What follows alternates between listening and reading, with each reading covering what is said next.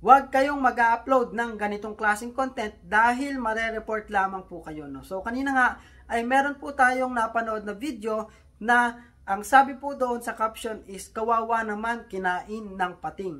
And then yung video po is yung lalaki is naliligo sa dagat habang nagvi-video. So ayun nga mga Lodi, no, hanggang sa natapos yung video is wala naman nangyaring nakitang pating.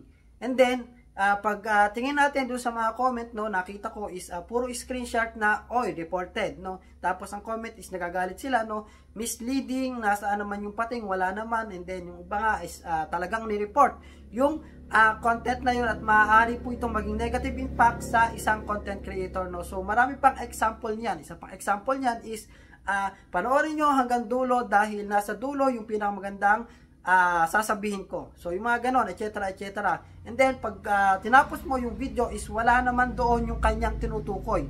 So bait po yon or misleading mga Lodi, no? At pagka po kayo ay ni-report ng maraming content creator dyan or maraming tao, ay maaari pong magkaroon ng problema ang inyong account. So sobrang dami ko na pong nakikita na gumagawa ng ganyang content. Kaya mag-ingat tayo. Okay?